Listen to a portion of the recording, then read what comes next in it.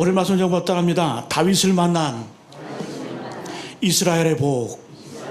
예, 다윗을 만난 이스라엘의 복이라는 제목으로 함께 말씀의 은혜를 나누겠습니다. 이스라엘에게 있어서 수많은 복들이 있죠. 하나님의 선택받은 그 백성이고요. 또 지금 그 유대인들, 전 세계를 좌지우지하는 어떤 그런 영역 있는 그런 민족입니다. 그런데 이 유대인들 가운데 가장 큰 복은 뭐냐? 바로 다윗을 만난 거예요. 하나님께서 그 백성들에게 다윗을 줬다고 하는 것, 이것이 어찌 보면 이 유대 백성들에게 가장 큰 복인 줄로 믿습니다. 그래서 오늘 말씀의 제목을 다윗을 만난 이스라엘의 복이라는 제목으로 함께 말씀의 은혜를 나누겠습니다. 우리가 믿음 생활을 신앙생활 이렇게 얘기를 합니다. 우리가 신앙생활을 어떻게 할까? 오늘 다윗은요, 다섯 가지만 잘하면 된다 이렇게 소개해 주고 있어요. 5가지만 잘하면 됩니다. 1절에 보니까요, 여호와께 감사하고, 여호와께 감사하고, 감사 잘하면 됩니다. 두 번째는요, 2절에 그에게 노래하며 그를 찬양하며, 하나님을 찬양하면 되고요. 3절에 보니까요, 그의 거룩한 이름을 자랑하라. 내 자랑하지 말고 하나님의 거룩한 이름을 자랑하라. 자랑하라. 그 다음에 네 번째는요, 4절 보니까 여호와 그의 능력을 구할지어다. 기도하라. 그 다음에 5절에 보니까요, 마지막에 그의 입의 판단을 기억할지어다. 요 5가지 잘 하시면 됩니다. 감사하고요, 찬양하고요, 자랑하고요, 하나님을 자랑하고요, 그리고 하나님 앞에 하나님의 자녀의 특권인 구하라, 기도하라. 그 다음에 5절에 하나님의 은혜 기억하고 살아라. 요걸 또 3가지로 요약하면 감사하고 찬양하고, 찬양이 하나님 자랑하는 거 아닙니까? 그죠? 그래서 감사하고 찬양하고 기도하는 겁니다. 저는 다윗의 시편을 읽으면서 느끼는 게 있습니다. 다윗은 참 감사가 많구나. 감사가 참 많아요. 오히려 그가 뭔가 하나님 앞에 구하고 또 원하는 기도보다도요, 오히려 다윗의 기도는 참 감사가 참 많습니다. 어쩌면 이렇게 감사가 넘쳐날까? 근데 우리가 잘 보면요, 이 찬양과 감사는요, 노력으로 되는 것 아니에요. 내가 작정한다고, 또 내가 의지를 가지고 한다고 되는 게 아닙니다. 그 마음 가운데 하나님의 은혜가 있어야 되고요, 그 속사람이 변화가 되어야 내 마음 가운데 찬양이 흘러넘치고요, 감사가 흘러넘치는 겁니다. 그래서 하나님의 은혜로 충만하면요, 시키지 않아도 특권 들면 하나님 감사합니다, 주님을 찬양합니다, 주님을 노래합니다. 예? 반면에 내 마음 가운데, 속사람 가운데 은혜가 사라지면요, 늘 원망과 불평이 있고요, 정죄가 있고요, 예? 늘 남을 판단하는 그런 마음이 사로잡혀 있어요. 그래서 영적인 중간지대는 없습니다. 우리가 감사하고 찬양하든가, 아니면 정죄하고 비판하고 원망하고 불평하든가.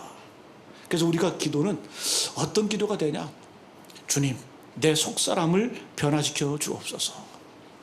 내 마음이 내 속에 하나님의 은혜로 충만하게 하옵소서. 여러분, 이 기도가 우리 기도가 되기를 간절히 축복합니다. 그래서 감사는요, 조건이 아니에요, 환경이 아니에요. 감사는 조건과 환경이 아니라 상태 문제, 그 존재의 문제. 그래서 내 속사람이 하나님의 은혜로 충만하고요, 하나님의 은혜로 내 마음에 가득 찼으면요, 시키지 않아도 감사가 터져나오고요, 은혜가 터져나오고요, 예? 찬양이 터져 나온다라는 거예요. 어떤 사람의 감사를 보면, 우리가 감사를 보면 그 사람의 스케일을 알 수가 있습니다. 오늘 다윗의 감사는 참 특이합니다. 우리 대부분은 뭘 감사할까요? 건강할 때 감사하고, 형통하면 감사하고요, 또 물질의 어려움이 없이 해결이 되면 감사하고요, 또 문제가 해결되고 자녀가 잘 되고, 보통 이런 것들 감사 많이 하죠. 그죠? 그런데 오늘 다윗의 시편에 특이한 게 있는데요, 다윗은 뭘 감사할까? 역사를 보고 다윗은 감사합니다. 한번 따라합니다. 다윗은 역사를 보고 감사했다. 이거 좀 특이하지 않아요? 다윗은 어떤 형통, 승리 이런 거 갖고 감사하는 것이 아니라, 다윗은 자기의 그 히스토리, 역사를 바라보면서 하나님께 감사하고 있는 거예요. 여러분들 솔직히 감사하라 그러면 국사책 읽으면서, 역사책 읽으면서 감사하는 분 계세요? 없죠? 우리나라 국사책 읽으면서 여러분 감사해 보셨어요? 근데 다윗은요, 자기의 역사를 바라보면서, 자기 민족의 역사를 바라보면서 하나님 감사합니다. 하나님 감사합니다. 하나님의 은혜입니다.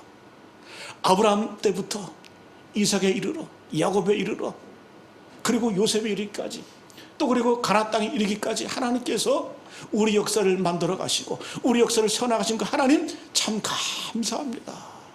그래서 우리가 오늘 배울 건 뭐냐? 다윗은요, 히스토리, 자기 민족의 역사를 보면서 감사한 거예요. 우리는 어떻게 생각하죠? 아니, 감사할 게 그렇게 없나? 역사책 보면서, 국사책 보면서 감사하게. 그런데요, 다윗의 능력은 뭐냐? 1000년 전, 몇백 년 전에 어떤 그 역사를 끄집어내가지고요, 현실에 가지고 와서 그걸 감사하고 있는 거예요. 그걸 감사하고 있는 거예요. 여러분, 우리의 감사의 수준을 보게 되면 대부분 이렇습니다. 처음에는 자기의 어떤 신변 잡기, 뭐 그런 것에 대해서 감사하고요. 좀 더 성숙하게 되면 말씀 앞에서 감사하고요. 그리고 하나님한테 창조하심에 감사하고요. 더 나아가면 조금 더 수준이 높으면 고난 가운데서도 감사할 수 있다. 우리 대부분의 감사의 능력은 이 정도예요, 이 정도. 그런데 오늘 다윗은요, 이 정도가 아니라 역사를 바라보면서 하나님께 감사하고 있다는 거예요. 그래서 오늘 감사의 능력을 통해서 하나님의 은혜와 또 하나님의 역사하심을 경험하시는 우리 모두 되시길 간절히 기원합니다. 우리 한번 따라합니다. 다윗은 역사를 보고 감사했다. 이게 참 중요합니다. 오늘 9절 이하부터 쭉 보게 되면요, 간단하게 요약하면 이겁니다. 아브라함을 거쳐서 야곱, 요셉, 모세 등등 이스라엘 전 역사를 보면서 출애굽까지 이끄신 하나님께 감사한다. 5절 6절 보니까 이렇게 나와 있지, 그죠? 그의 종 아브라함의 우선 곧 택하신 야곱 자손 너희는 그가 행하신 기적과 그의 이적과 그의 입의 판단을 기억할지어다. 기억하고 감사하라. 뭘? 하나님이 이끄신, 이 민족을 이끄심을 보면서 감사하라. 저는 이 나라 이 민족이요, 오늘이 특별히 광복기념주일이잖아요, 그죠? 우리가 감사할 것이 참 많이 있지만 특별히 오늘 이 시간 우리 민족의 역사를 바라보면서 하나님의 인도하심을 바라보면서 하나님 앞에 감사하는 시간이 되시기를 바랍니다. 오늘 말씀 제목처럼요, 다윗은 이 감사를 자기만 하는 것이 아니라 온 이스라엘 백성들에게 감사하게 만들었어요. 그러니까 다윗을 만난 이스라엘이 복이죠. 오늘 말씀의 제목처럼. 여러분, 다윗은 왕 아닙니까? 지도자 아닙니까? 그런데 이 지도자, 이 왕이 자기 역사를 바라보면서 감사거리를 끌어내니까 백성들도 함께 감사하는 거예요. 하나님 일하시는 바라보면서 함께 감사하는 거예요. 여러분, 우리나라도 이런 지도자가 나왔으면 좋겠습니다. 정죄하고 판단하고 그런 지도자가 아니라요, 그런 정치인이 아니라 민족의 역사를 바라보면서 백성들에게 감사를 가르치고 찬양을 가르치고 하나님의 은혜를 가르칠 수 있는 그런 지도자가 나와야 될 줄로 믿습니다. 우리 부모님들도 마찬가지입니다. 하나님 앞에서 우리 가정의 역사, 우리 믿음의 유산을 바라보면서 하나님 앞에 감사할 때 여러분, 가정이 올바로 서는 겁니다. 여러분, 부모가 자녀를 망치는 방법은 여러 가지예요. 부모가 직접적으로 개판으로 살면 자녀 망가집니다. 근데요, 간접적으로 자녀를 망가뜨리는 방법이 있어요. 그게 뭐냐? 감사가 사라지고요, 그리고 원망하고 불평하고요, 정죄하면요, 이건 간접적으로 자녀들을 망가뜨리는 거예요. 망가뜨리는 거예요. 이 불행하게 만드는 겁니다. 그래서 여러분, 오늘 말씀해 보니까 다윗은요, 오늘 시편 105편이 왜 중요하냐면요, 이 광복기념주일에 다윗은 온 백성들로 하여금, 온 민족으로 하여금 하나님이 어떻게 인도하셨고 이 민족을 어떻게 이끌어 오셨는지를 온 백성들에게 선포하는 내용이 시편 105편이에요. 그리고 함께 감사하면서 하나님을 찬양하는 겁니다. 다윗의 시편을 보면요, 뭐 시편의 절반 가까이가 다윗의 시편 아닙니까? 그런데 다윗의 시편은 어떤 단란한 기도가 별로 없는 것 같아요. 단란한 기도가 없어요. 오히려 감사 기도가 훨씬 더 많이 있습니다. 그래서 다윗이 한 일이 무엇인가? 이스라엘 민족 전체를 감사하는 백성들로 만들어 버렸습니다. 놀랍죠? 그래서 이스라엘이 복이라는 거예요. 다윗이 있기 때문에 온 백성들로 하여금 감사가 흘러넘치는 그런 나라로 만들었다는 겁니다. 그러니까 여러분, 지도자가 왕이 감사하고 찬양하니까요, 따라오는 백성들도 아멘하는 거예요. 같이 감사하는 거예요. 민족이 더 잘 되는 거예요. 민족이 흥황하는 거예요. 창상하게 되는 거예요.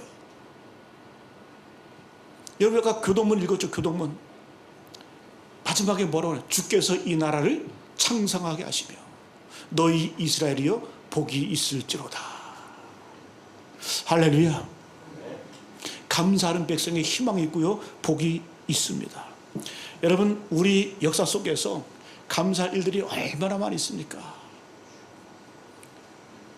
약간 좀 유치하지만요, 임진왜란 때 인수신 장군을 허락하신 하나님께 감사하시기 바랍니다. 여러분, 대책 없는 민족이었어요. 대책 없는 나라였어요. 부산에서 일본 왜군이 쳐들어와가지고요, 부산부터 평양까지, 한양도 아니에요, 평양까지 가는데 며칠 걸린 줄 아세요? 딱 14일. 이게 말이 됩니까? 전쟁을 하는데, 나라와 나라가 전쟁을 하는데, 아니 부산에서 평양까지 가는데 14일밖에 안 걸렸어요. 한양도 아니고. 이건 전쟁 속도가 아니라 행군 속도예요. 행군도 빠른 걸음으로 달려야 14일 만에 평양에 도착할 수 있는 거예요. 이 말은 뭐예요? 전쟁이 되지 않았다는 거예요. 그러면 왜군들의 목적이 뭐 그런 명분 냈었잖아요. 정명가도 명나라를 치기 위해서 니들 길을 내라. 예?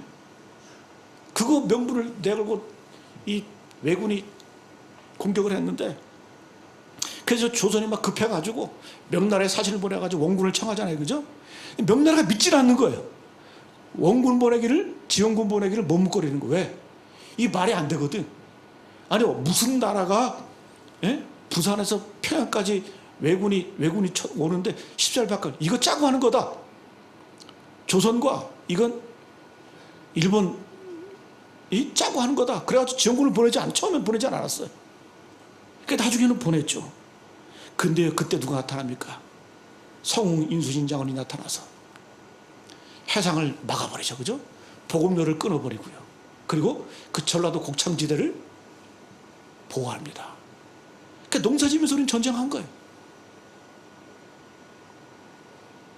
여러분, 임진왜란은 우리 민족의 승리예요. 여러분, 감사해 보셨어요? 영웅으로 칭송을 하지만 이런 영웅을 주신 하나님께 감사한다는 거. 우리가 근현대 역사를 바라보면서 여러분 감사하시기 바랍니다.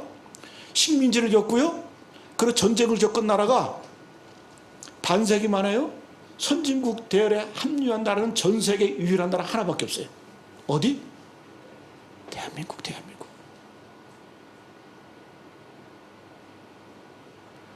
지난달에요, 우리나라 수출이요, 삼성 한 기업이 하이닉스인가 세계 1위를 했더라고요. 세계 1위.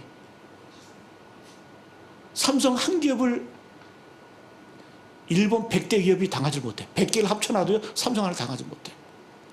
여러분, 이거 상상했습니까? 삼성과 하이닉스가 돈을 많이 벌어가지고 내년에는 500조가 세금이 거친대. 엑스트라로요, 엑스트라. 근데 우리는 감사해 보셨어요? 하나님께서 고비고비마다, 재난 때마다, 역사의 어떤 그러한 아픔 그때마다 하나님께서 어떻게 이 민족을 돌봐주셨고, 우리는요 그 혜택을 누리고 사는 거예요. 다윗은 그걸 보는 거예요. 그것을 보는 거예요. 역사 속에서 하나님이 우리 민족을 어떻게 인도하셨고, 어떻게 보살펴 주셨고, 또 어떻게 복을 주셨는지 그걸 바라보면서요, 그걸 찾아내면서 온 백성들을 감사하게 만드는 것이 바로 이 다윗의 능력이고요, 다윗의 위대한 점이라는 거예요. 여러분, 오늘도 이 감사, 이런 수준 높은 감사를 배울 수 있는 우리 모두 되시기를 축복합니다. 여러분, 감사의 크기가 축복의 크기예요. 감사의 크기가 축복의 크기. 여러분, 만약에 우리가 임진왜란 때 나라가 망했으면요, 제가 지금 혹시 일본어로 설교할 수도 있어요. 오겐키 데스네 하면서, 맞아, 그죠? 아리가또 하면서. 예?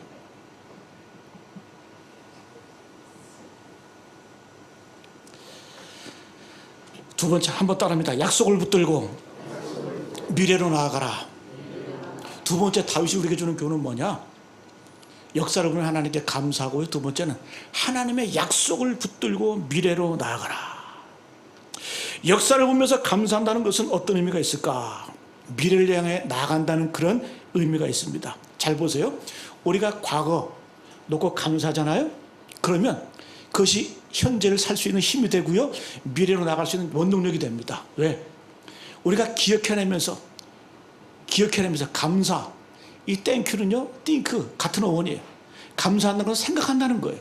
그래서 기억하면서 우리가 감사하게 되면요, 과거를 감사하면요, 미래가 불확실하다 할지라도요, 미래를 향해 나갈 수 있는 힘이 생겨요. 왜? 하나님께서 내 수많은 과거의 삶 가운데 인도하셨기 때문에 앞으로의 삶도 하나님이 인도하실 것이다. 그래서요, 미래를 사는 파워, 미래를 사는 원동력이 바로 감사에 있습니다. 그리고 하나님이 언약의 말씀을 붙들고 미래로 향해 나아간다는 거예요. 그래서 여러분가 감사하게 되잖아요. 하나님의 약속을 붙들면요, 미래에 대한 소망의 기도가 터져 나온다는 겁니다. 여러분, 이 자리에도 젊은 분들 많이 계시죠, 그죠? 젊은 분들 계신데요, 젊은 부부도 계시고요. 저도 어느샌가 50대 중반이 된 거 보면 참 세월이 참 빨라요. 저는 이 말씀 주면서 기도가 나오더라고요. 주님, 우리 다음 세대가 복되게 하옵소서. 지도자가 나오게 하옵소서. 이 나라의 민족의 등불이 되게 하옵소서.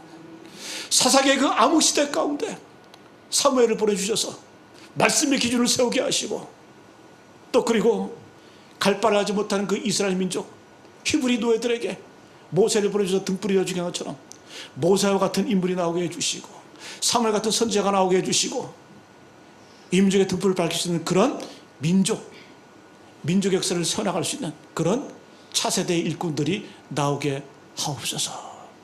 가슴이 벅차요.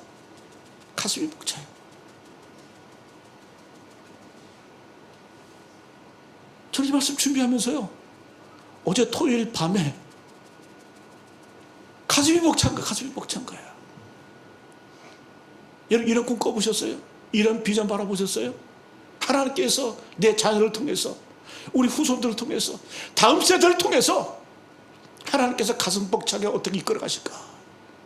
그 상상을 하니까요, 힘이 생겨.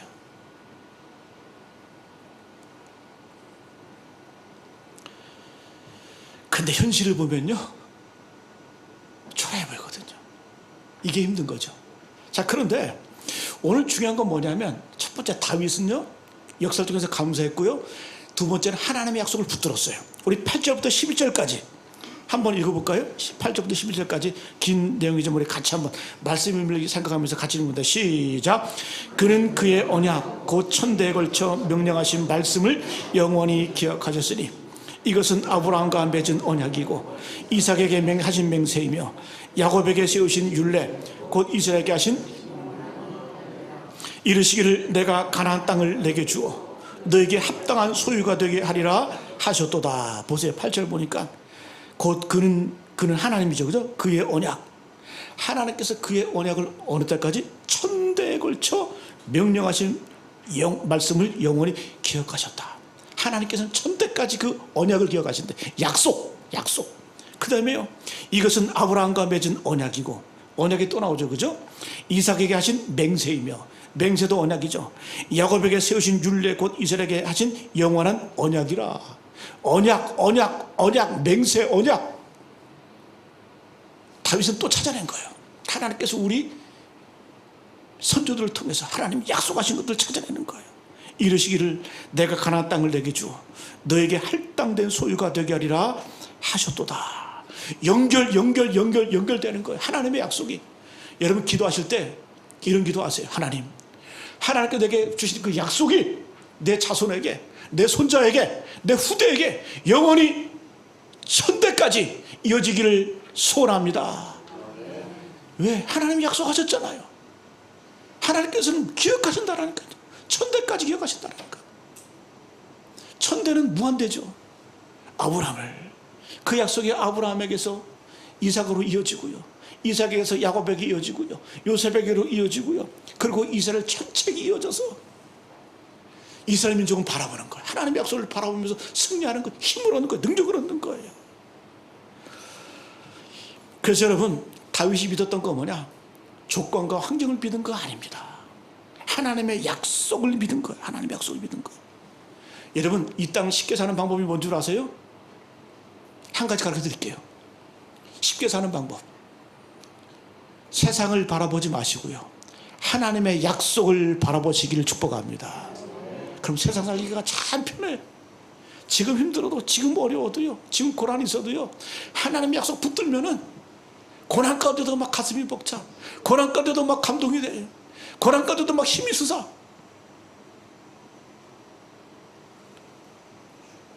그래서 우리가 자꾸 점검해야 되는 게 뭐냐?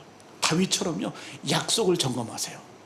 다윗은 힘들고 어려울 때마다 광야를 쫓겨다니면서도요, 굴에 갇혀 있으면서도요, 생명의 힘을 느끼면서도요, 자기 자식이 반역을 해서 자기를 죽이고 달려들 때에도요, 다윗은 뭐 붙드느냐? 약속을 붙든 거예요. 하나님의 약속. 그러니까 그 고난도 이기는 거예요. 고난이 와도요, 담대한 거예요. 고난이 와도요, 찬양이 흘러 넘치는 거예요. 원수가 나를 에워싸도요, 기쁨으로 충만한 거예요. 이게 다윗이, 그게 다윗인 거예요. 그래서 여러분, 약속을 붙들어야 돼요. 근데 우리는 뭐예요? 하나님의 약속을 붙드는데 자꾸 세상을 바라보고 현실을 바라보니까 너무 초라해 보이는 거 있지. 그죠? 우리만 그럴까요? 이스라엘 민족의 역사를 봐도요, 그랬어요. 12절에 보니까요, 그때 그들의 사람 수가 적어 그 땅에 나그네가 되었대. 아니, 하나님의 약속이 있어. 에? 이스라엘 민족이 커다란 민족이 될 것이다. 근데 지금 보니까 이 야곱이 자기 가족을 데리고 요새 아들 있는 거 애굽으로 갈 때쯤에 보니까 자기 식솔 들은 건 70명밖에 안 돼. 아니, 70명이 무슨 커다란 민족이 돼, 무슨 큰 민족이 돼. 현실을 바라보면 너무 적어. 근데 약속을 바라보면 이길 수 있는 거예요. 13절 보니까, 13절 같이 한번 볼까? 13절 말씀 시작. 이 족속에게서 저 족속에게로, 이 나라에서 다른 민족에게로 떠돌아다녔도다. 근데 현실을 보니까 하나님의 약속은 너무 웅대하고 너무 대단한데, 우리 민족 역사를 보니까 이 족속에게서 저 족속에게로, 이 나라에서 다른 민족에게로 떠돌아다녔도다. 지금 여러분, 근현대 유대인들 아닙니까?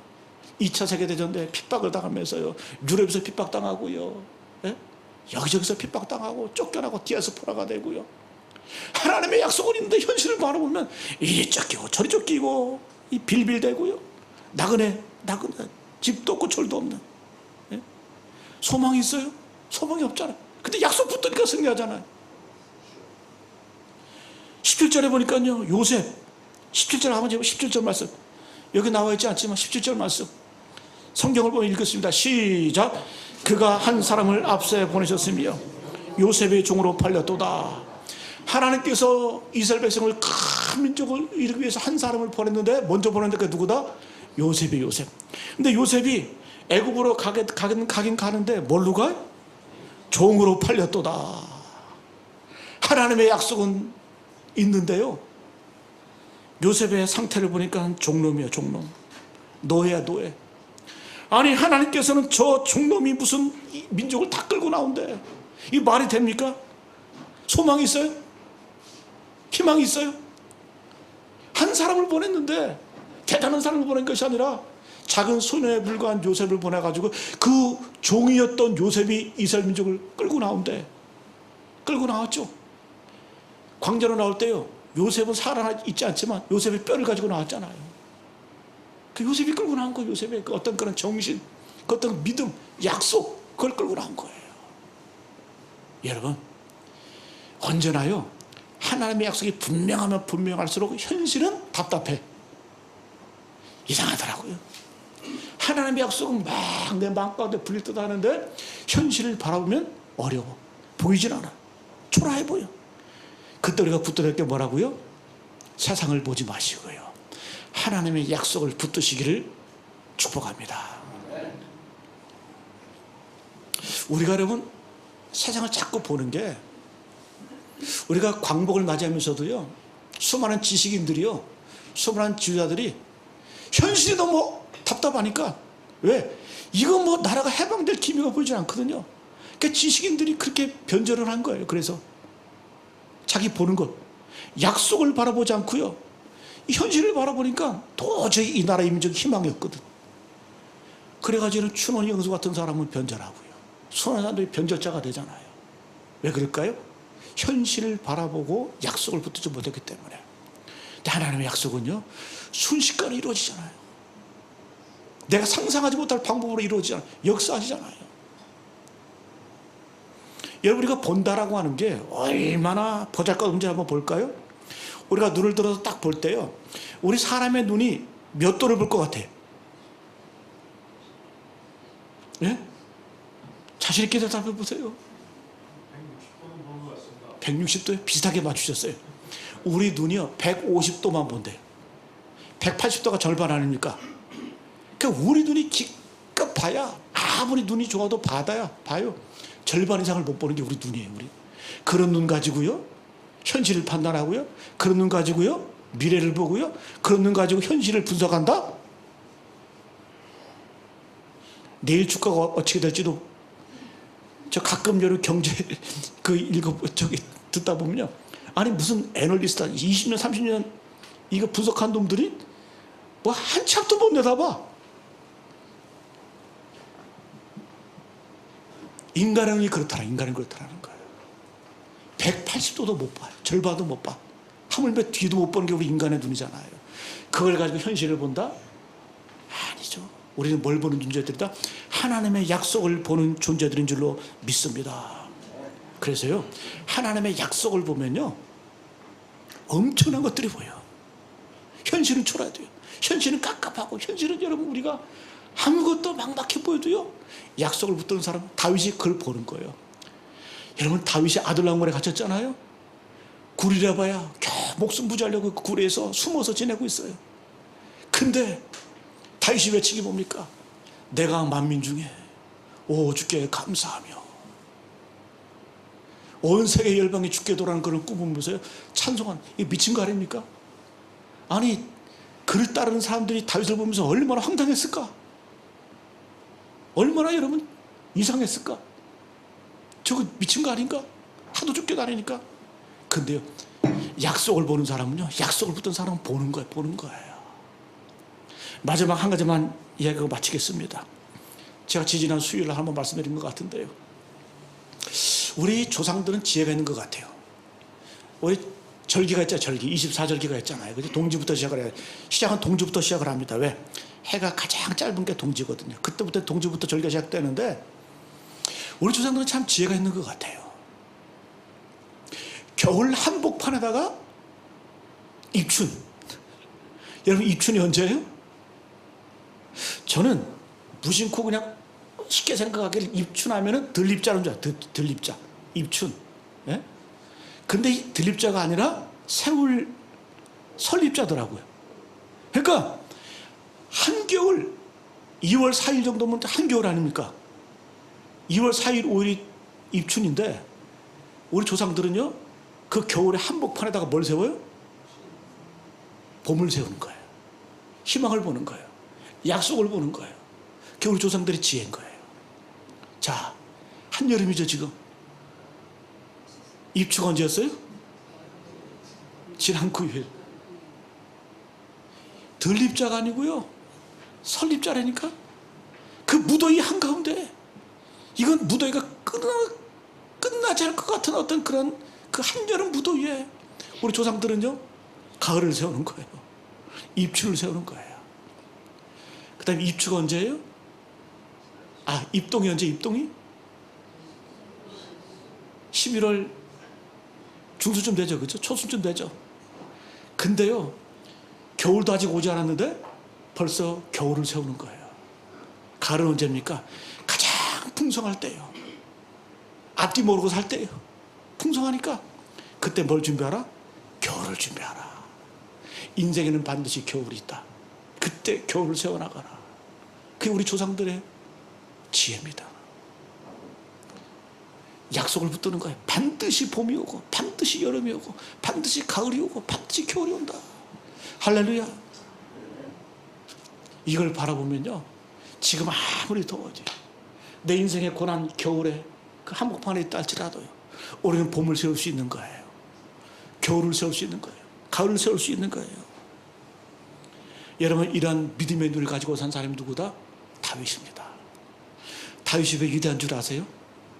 저는 다윗의 시편을 읽을 때마다 저는 성경을요, 시편을 한 100번 읽었거든요. 근데 다윗의 시편을 읽을 때마다 감동이 있어. 읽을 때마다 새로워.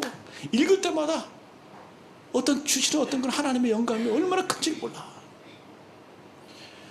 말씀을 정리하겠습니다. 광복기념주를 맞이해서 다윗처럼 아무리 역사가 암울하고요, 시대가 여러분 보이지 않는다 할지라도 역사를 보면서 감사할 줄 아는 그러한 저와 여러분 되시길 간절히 축복합니다. 그리고 여러분, 두 번째 다윗이 붙드는 것은 뭐예요? 약속, 약속, 약속. 아브라함에게 주신 언약, 야곱에게 하신 맹세, 요셉에게 주신 그 언약, 그 언약들을 붙들면서 미래를 향해서, 현실은 초라해, 현실은 어려워요, 현실은 힘들어요. 그러나 그 약속 붙들면서 나아갈 때 앞길 환하게 보이도다. 약속 붙들고 사는 길이 가장 좋은 길이고 가장 복된 길이고, 이것이 바로 다윗이 이스라엘에게 주신 복인 줄로 믿습니다. 이 복을 누리시고요, 이 복을 증거할 수 있는, 자손 대대로 남길 수 있는 우리 모두 되시기를 축복합니다.